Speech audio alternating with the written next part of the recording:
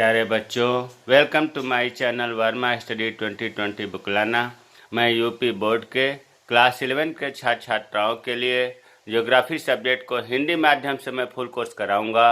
यदि आप full course करना चाहते हैं तो मेरे चैनल को सब्सक्राइब कीजिए और बेल आइकन को प्रेस करना ना भूलें, ताकि जो भी वीडियो मैं अपलोड करूं उसका नोटिफिकेशन आपको सबसे पहले मिल सके। प्यारे बच्चों, भौतिक भूगोल के मूल सिद्धांत में आज छठा चैप्टर शुरू होगा, जिसका नाम है भू आकृतिक प्रक्रियाएं। इससे पहले आपको 5 पाठ पढ़ा दिया गया है, जिसमें पृथ्वी की उत्पत्ति कैसे होती है, पृथ्वी की आंतरिक संरचना कैसी है, महासागरों और महाद्वीपों का निर्माण या वितरण कैसे हुआ, खनिज शहर के बारे में पढ़ा दिया गया है। अगर आप उन्हें नहीं पढ़े हैं, जो आज पहला वीडियो देख रहे हैं, वो इन 5 पाठ को पढ़ें, उसके बाद ही छठे पाठ को शुरू करें। क्योंकि अगर वो 5 पाठ आप नहीं पढ़े हैं तो ये छठा पाठ समझ में नहीं आएगा। वैसे भौतिक भूगोल के मूल सिद्धांत में कुल जो है 16 पाठ है। 16 में छठा और 7वां पाठ बहुत ही टिपिकल है। टिपिकल का इसमें जो भाषा है या जो शब्दों का प्रयोग किया गया है वो हार्ड है। अगर आप छठे और 7वें पाठ को अच्छी तरह से समझ लेते हैं, पढ़ लेते हैं, तो इससे सब आसान ही चैप्टर होंगे। तो देखिए, इसमें पाठ का नाम है भू आकृतिक प्रक्रियाएं। भू का मतलब होता है पृथ्वी, अर्थ, और आकृति का मतलब होता है उसकी बनावट कैसी है, उसकी संरचना कैसी है, और प्रक्रिया मतलब प्रोसेस से है, किस तरह से ये भू आकृतियों का निर्माण होता है। तो इसमें देखिए, सबसे लिखा है भू आकृति प्रक्रियाएं क्या है। भूपटल, पृथ्वी के आंतरिक संरचना में बताया गया है कि भूपटल, भूपरपटी, भूपपड़ी, जिसको अंग्रेजी में क्रस्ट कहते हैं, सबसे ऊपरी परत होता है। तो भूपटल कभी भी स्थिर नहीं रहता। स्थिर मतलब फिक्स नहीं रहता, इसमें कुछ न कुछ हलचलें, मूवमेंट, गति होती रहती है। इस पर अंतर्जनित बल और बहिर्जनित बल द्वारा सदैव परिवर्तन होता रहता है। अंतर्जनित बल, कितना नाम कठिन है, इसको हम कह सकते हैं आंतरिक बल, आंतरिक शक्तियाँ।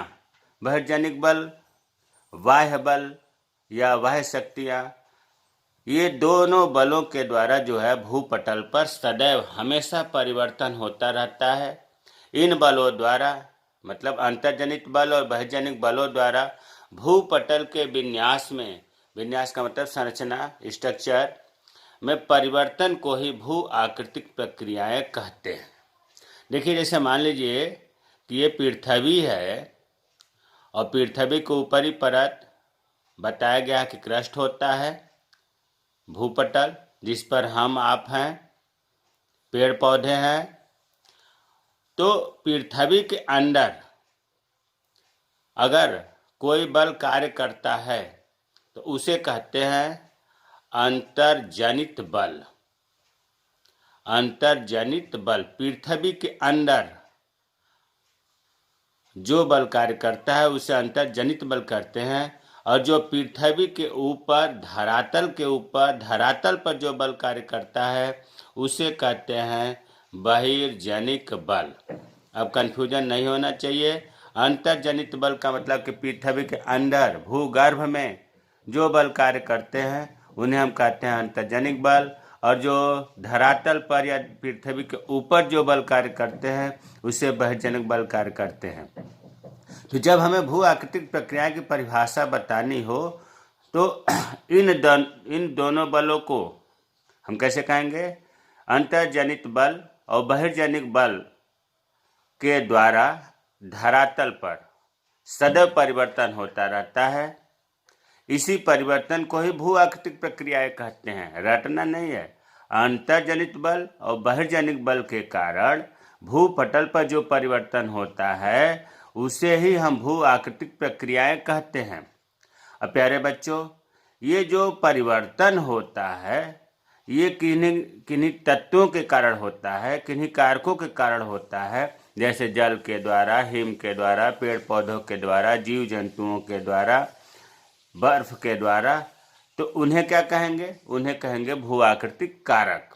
तो देखिए इसी से भू आकृतिक कारक की भी परिभाषा निकल रही है। भू आकृतिक प्रक्रियाएं जिन कारकों या तत्वों से होता है उसे भू आकृतिक कारक जियोमॉर्फिक एजेंट्स कहते हैं, जैसे जल, हिम, वायु, पेड़ पौधे, जीव जंतु इत्यादि। तो भू आकृतिक प्रक्रियाएं और भू आकृतिक कारक हमें उम्मीद है कि समझ में आ गया होगा। अब देखिए एक ही प्रश्न को कैसे घुमाया जाता है, कितनी तरह से। भूपटल, अभी आपने देखा कि भूपटल को प्रभावित करने वाले कारक कौन कौन से हैं, क्या उनका वर्णन करिए। तो भूपटल को प्रभावित करने वाले कारक पूछा जाए, या भूपटल को परिवर्तन करने वाली शक्तियां पूछा जाए, या भू आकृतिक प्रक्रियाएं कौन कौन सी हैं, ये एक ही चीज है, कन्फ्यूजन नहीं होना है। तो भू आकृतिक प्रक्रियाएं या भूपटल को प्रभावित करने वाली शक्तियां दो होती हैं, अंतर्जनित बल, बहिर्जनित बल। जो अभी ऊपर पढ़े थे कि अंतर्जनित बल और बहिर्जनित बल के कारण ही भूपटल में जो परिवर्तन होता है उसे भू आकृतिक प्रक्रियाएं कहते हैं। तो भू आकृतिक प्रक्रियाएं दो तरह की हो गई, अंतर्जनित बल जिसको अंग्रेजी में कहते हैं इंडोजेनिक फोर्सेस, बहिर्जनिक बल एक्सोजेनिक फोर्सेस। अब इसको भी देखो कई तरह से कन्फ्यूजन हो जाते हैं बच्चे की, तो कुछ और पूछ दिया। अंतर्जनित बल को आंतरिक शक्तियां भी कहते हैं, इंटरनल फोर्सेस। बहिर्जनित बल को बाह्य शक्तियां भी कहते हैं। अंतर्जनित बल को ही अंतर्जनित प्रक्रियाएं, इंडोजेनिक प्रोसेस। बहिर्जनित बल को बहिर्जनिक प्रोसेस। मतलब इसके 1, 2, 3, 4 नाम हैं। तो आप जो है अंतर्जनिक बल और बहिर्जनिक बल में कंफ्यूजन नहीं होना चाहिए। अंतर्जनिक बल भी दो तरह का होता है, पटल विरूपण, डायस्ट्रोफिज, ज्वालामुखिता या ज्वालामुखी क्रिया, वोल्कानिज्म। बहिर्जनिक बल तीन प्रक्रिया होती है या तीन तरह का होता है, अपक्षय, अपर्दन, बृहद संचलन। अपक्षय को कहते हैं वेदरिंग, अपर्दन को कहते हैं इरोजन और बृहद संचलन को कहते हैं मास मूवमेंट्स। तो देखिए सबसे पहले भू आकृतिक प्रक्रियाएं आपने पढ़ लिया कि इन दोनों बलों से, देखो बरीकड़ से भी निकल रहा, इन दोनों बलों से भूपटल पर जो परिवर्तन होता है उसे हम कहते हैं भू आकृतिक प्रक्रियाएं। अब अंतर्जनित बल और बहिर्जनित बल किसे कहते हैं, पहले हम इन दोनों में अंतर कर लेते हैं, बस अपने आप क्लियर हो जाएगा कि अंतर्जनित बल क्या है, बहिर्जनित बल क्या है। इसकी जरूरत क्यों पड़ी पढ़ने के लिए भू आकृतिक प्रक्रियाएं। देखिए आप अगर यात्रा किए हों ट्रेन से, एरोप्लेन से, बस से, तो आप ये देखे होंगे कि जो भूपटल है या जो भूपरपट्टी है वो सब जगह समान नहीं है। कहीं ऊंचे पर्वत दिखाई देंगे तो कहीं समतल मैदान दिखाई देगा, कहीं पठार होगा तो कहीं घाटियाँ होगी। इतना ही नहीं, जो आप विभिन्न आकृतियाँ देखते हैं वो समय समय पर परिवर्तन होता रहता है।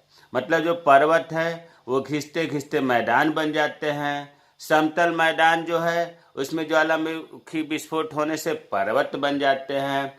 आपको पढ़ाया गया है इसमें कि जो टेथिस सागर था कभी, वो आज हिमालय पर्वत बना हुआ है। जहाँ कभी सागर था आज हिमालय पर्वत दुनिया का सबसे ऊंचा पर्वत बना हुआ है। तो ये किन कारणों हुआ, अंतर्जनित बल के कारण, बहिर्जनित बलों के कारण परिवर्तन भूपटल पर होता रहता है।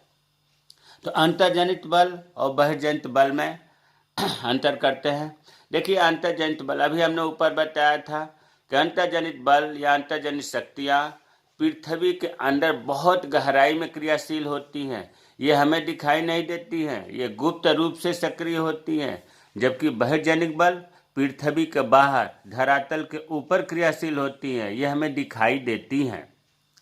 दूसरा अंतर, अंतर्जनित बल जो है अपनी क्रियाओं से धरातल को विषम, बहुत ही ऊंचा नीचा, ऊबड़ खाबड़ बनाती हैं। और बहिर्जनित बल अपनी क्रियाओं से जो ऊंचा नीचा बना था अंतर्जनित बल के कारण, उन्हें घिस करके घर्षण के द्वारा पुनः समतल बनाना आरंभ कर देती हैं। इसका मतलब हुआ कि अंतर्जनित बल जो है कार्य, इनका कार्य विध्वंसात्मक, विनाशात्मक, विनाशकारी होती है। कुछ मिनटों में, कुछ सेकंडों में विध्वंस हो जाता है भूपटल का। महासागर का पहाड़ हो गया, पहाड़ का महासागर हो गया। और भयजनिक बल रचनात्मक होता है। इनमें धीरे धीरे बहुत दीर्घकालीन समय में इनसे नया स्ट्रक्चर, जैसे कोई पहाड़ है तो घिसते घिसते मैदान बन गया, और तमाम तरह की रचनाएं भयजनिक बल के कारण उत्पन्न होती हैं। अंतर्जनिक बल के द्वारा पहाड़ बन जाते हैं, पठार बन जाते हैं, द्वीप बन जाते हैं, सागर, घाटियां, मैदानों आदि का निर्माण होता है। जबकि बहिर्जनिक बल के द्वारा जलप्रपात, डेल्टा, झील, खाड़ी, बालू का स्तूप इन इत्यादि का निर्माण होता है। अंतर्जनित बल में जो बहुत ही पृथ्वी के अंदर गहराई में क्रियाशील होती हैं, मुख्य रूप से ज्वालामुखी, भूकंप, वलन व भ्रंशन शक्तियाँ कार्य करती हैं। और बहिर्जनिक बल जो धरातल पर कार्य करती हैं, ये शक्तियाँ इसमें नदी, हिम नदी, पवन, ताप, वर्षा, पाला, पेड़ पौधे इत्यादि बहिर्जनिक बल के कारक हैं। तो अंतर्जनित बल और बहिर्जनिक बल में हमें उम्मीद है कि क्लियर हुआ होगा कि क्या होता है। अब अंतर्जनित प्रक्रियाएं अगर पूछा जाए कि अंतर्जनित प्रक्रियाएं किसे कहते हैं या क्या समझते हैं, तो क्या कहेंगे? पृथ्वी के आंतरिक भाग अर्थात भूगर्भ में सक्रिय बलों को अंतर्जनित बल कहते हैं। इन्हें निर्माणकारी शक्तियां भी कहते हैं, क्योंकि इनसे निर्माण होता है पहाड़ का, पठार का, मैदान का, घाटियों का, इसलिए इनको निर्माणकारी शक्तियां भी कहा जाता है। अब प्रश्न उठता है कि ऐसा बल अंतर्जनित और बहिर्जनित बल में क्या ऐसा कैसे उत्पन्न होता है? इस बल की उत्पत्ति कैसे होती है जो इस प्रकार की शक्तियां, अंतर्जनित शक्तियां कार्य करती हैं? तो इन बलों की उत्पत्ति के लिए देखो, उष्ण पृथ्वी गर्म है। पृथ्वी आग का गोला पहले थी, अब धीरे धीरे ऊपरी परत ठंडी हो गई, लेकिन आंतरिक रूप से अब भी गर्म है। तो ये गर्म पृथ्वी, उष्ण मीन्स गर्म पृथ्वी को धीरे धीरे शीतल हो रही है, ठंडी हो रही है। कोई भी चीज़ गर्म होती है तो फैलती है, और जब ठंडी होती है तो सिकुड़ती है। तो पृथ्वी में जब शीतलता आ रही है तो संकुचन हो रहा है, इस कारण बल उत्पन्न होता है, जिसको अंतर्जनित बल कहते हैं। रेडियो एक्टिव पदार्थ हैं।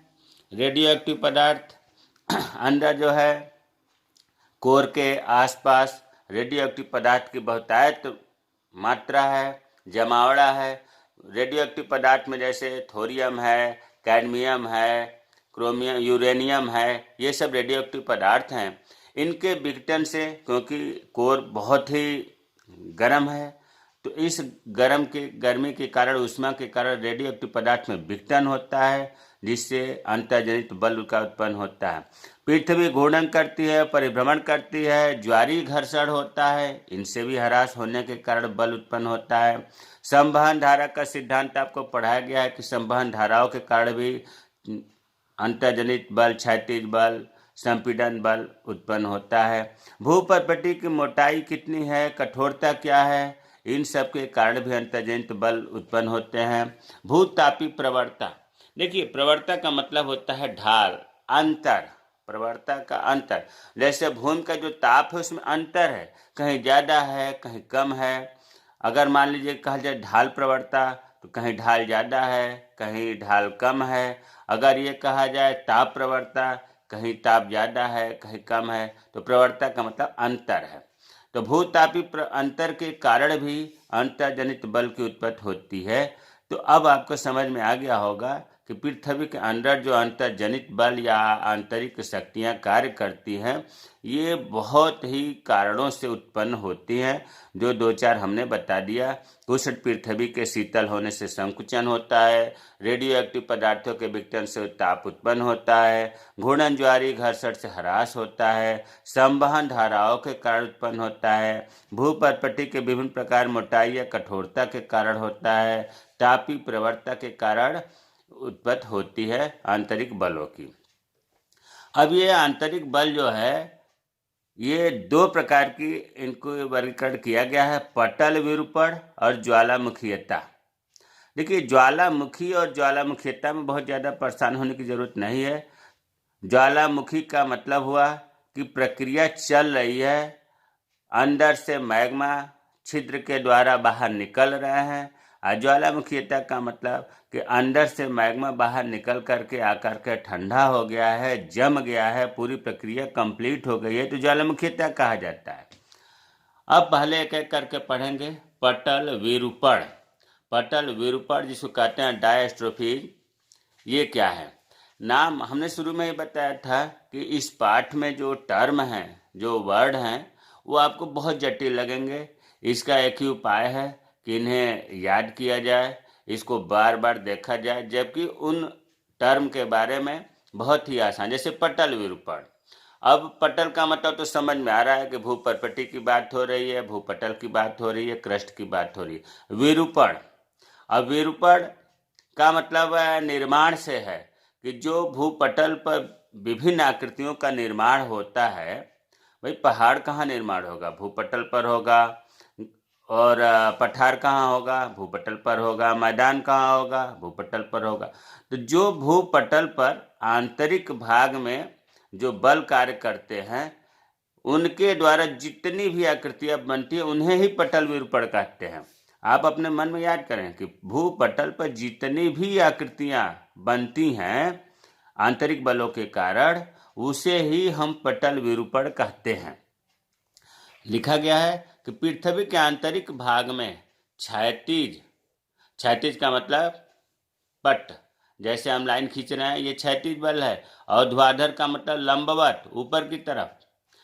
तो पृथ्वी के आंतरिक भाग में क्षैतिज बल भी कार्य करता है, ऊर्ध्वाधर बल भी कार्य करता है। इन दोनों बलों के कारण, इन दोनों गतियों के कारण अनेक प्रकार के भूपटल पर विकृतियां, आकृतियां निर्मित होती हैं, जो बहुत लंबे समय में होती हैं, दीर्घकालिक घटनाएं होती हैं। इनको उत्पन्न होने में समय लगता है, इसे ही पटल विरूपण कहा जाता है। और उससे अगर छोटा सा परिभाषा चाह रहे हैं तो दूसरे शब्दों में वे सभी प्रक्रियाएं जो भूपर्पटी को संचलित, संचलित का मतलब होता है गति करना, जो भूपर्पटी को संचलित करती हैं, उत्थापित, उत्थापित का मतलब उठाना, ऊपर उठना, और निर्मित, निर्माण करती हैं। जितनी भी प्रक्रियाओं के कारण भूपर्पटी मूवमेंट करती हैं, उठती हैं, या विभिन्न आकृतियां निर्मित होती हैं, उन्हें, उन सब, इन तीनों प्रक्रियाओं को, संचलित, उत्थापित और निर्मित, इन तीनों को मिला करके कहते हैं पटल विरूपण। तो या तो ऊपर वाली परिभाषा याद करें या दूसरे शब्दों में याद करें। ये छोटी है। वे सभी प्रक्रियाएं जो भूपर्पटी को संचलित, उत्थापित तथा निर्मित करती हैं, पटल विरूपण के अंतर्गत आती हैं। अच्छा, पटल विरूपण के अंतर्गत क्या क्या आते हैं? पर्वत निर्माण होता है, महाद्वीपीय रचना संबंधी प्रक्रियाएं इसमें आती हैं, भूकंप उत्पन्न होता है, प्लेट विवर्तनिकी की भूमिका आती है। यहाँ हमने लिख दिया वीडियो 21-22 में आपको बताया गया है कि पहाड़ का निर्माण कैसे होता है। यहाँ थोड़ा सा रफ्तार में बता दो। जैसे दो प्लेटें होती हैं जिनको कहा जाता है अभिसारी गति। ये दो प्लेटें हैं और ये पास में आ रही हैं, इसीलिए कहा जाता है अभिसारी गति, अपसारी गति। दो तीन तरह की होती हैं। अभिसारी गति, ये पास में आ रही हैं। एक मान लिया कि ये भारी है, दूसरे को मान लिया कि ये हल्की है। अब जब पास में ये दोनों जब आएंगी तो क्या होगा कि भारी जो है जब टकराएंगी तो जो भारी प्लेटें हैं वो नीचे की तरफ जमीन में धंस जाती हैं। ये भारी प्लेटें हैं, भारी प्लेटें। और जो हल्की प्लेट है वो ऊपर की तरफ, हल्का हमेशा ऊपर ही होगा, स्वाभाविक है। हल्की प्लेटें जो हैं ये ऊपर की तरफ चढ़ जाती हैं, और जो भारी प्लेटें जो जमीन के अंदर धंस जाती हैं, अंदर बहुत ज़्यादा ताप होता है, इससे भारी प्लेटों का विनाश हो जाता है। ये सब पढ़ाया गया है वीडियो 21-22 में। और ये जो ऊपर चढ़ जाती हैं हल्की प्लेटें, यहाँ पर जब हवा के कारण धूल, मिट्टी के कण, कंकड़, पत्थर इकट्ठा होते हैं तो ये पर्वत का निर्माण हो जाता है, जिसको कहा जाता है वलित पर्वत। तो वलित पर्वत, और यह अभिसारी गति के कारण वलित पर्वत का निर्माण होता है। तो आपने ये देखा कि भूपटल पर पर्वत का निर्माण हो गया। उसी तरह से महाद्वीपीय रचना, इसमें जब दो प्लेटें दूर जाती हैं, दोनों प्लेटें बीच से दरार हो गई और दरार होने के बाद ये विपरीत दिशा में जाती हैं, जिसको कहा जाता है अपसारी गति। ये भी पढ़ाया गया है। अपसारी गति, जैसे ये दरार होता है तो अंदर से जो मैग्मा है इसमें आ करके जम जाता है और धीरे धीरे मैग्मा इधर और दूर करने का कोशिश करता है। बीच में जो है मैग्मा ऊपर की तरफ उठ जाता है और नई परपटी का निर्माण होता है, महाद्वीपों का निर्माण होता है। तो इस तरह से अपसारी गति के द्वारा नई भूपरपटी का निर्माण होता है। अगर ये अभी आपने देखा कि दरार पड़ जाता है, अगर किसी कारण से ये नहीं टूटता है तो बार बार अंदर की संवहन धाराएं इसको धक्का देती हैं और भूपटल कमजोर नहीं रहता, टूटता नहीं है, तो भूकंप आता है। मतलब आपने ये देखा कि पर्वत का निर्माण हो गया, महाद्वीपों की रचना हो गया, भूकंप आ गया। ये सब गतिविधि प्लेट विवर्तनिकी की है, अर्थात प्लेट विवर्तनिकी के अंतर्गत जो है पटल विरूपण का उदाहरण है। तो हमें उम्मीद है कि पटल विरूपण आपको याद हो गया होगा कि पृथ्वी के आंतरिक भाग में क्षैतिज और ऊर्ध्वाधर गतियों के फलस्वरूप जो अनेक प्रकार की विकृतियां भूपटल पर बनती हैं उन्हें कहा जाता है पटल विरूपण। उदाहरण जरूर याद करना है: पर्वत का निर्माण, महाद्वीपीय रचना, भूकंप उत्पन्न होना, प्लेट विवर्तनिकी की भूमिका। दूसरा है ज्वालामुखीयता, या इसी को कहते हैं ज्वालामुखी क्रिया। ज्वालामुखी आपको पहले खूब बढ़िया से पढ़ाया गया है वीडियो 13 व 14 में कि ज्वालामुखी जब भूगर्भ के छिद्र से मैग्मा अंदर से जब आता है और बाहर आकर के जब ठोस रूप ले लेता है, जिससे विभिन्न प्रकार की ज्वालामुखी आकृतियाँ निर्मित होती हैं, उसे ही कहा जाता है ज्वालामुखीयता या ज्वालामुखी क्रिया। कभी कभी अंदर आंतरिक भागों में भी मैग्मा जम जाता है, इसीलिए इससे विभिन्न आंतरिक स्थल आकृतियों का निर्माण होता है और बाह्य आकृतियों का निर्माण होता है। वीडियो 13 और 14 में विस्तृत से बताया गया है। अब आपके मन में उठेगा कि ज्वालामुखीयता और ज्वालामुखी में क्या अंतर है। ज्वालामुखीयता को ही ज्वालामुखी क्रिया कहते हैं और ज्वालामुखी और ज्वालामुखीयता में बहुत थोड़ा सा अंतर है।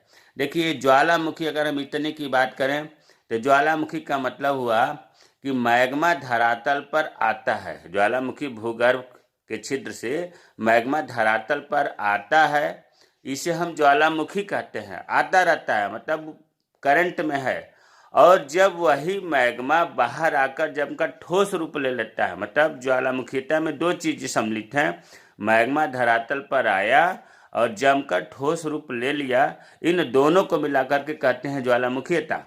और केवल अगर हम बात करें कि मैग्मा धरातल पर आता है तो उसे हम कहेंगे ज्वालामुखी। बहुत बारीकी अंतर है।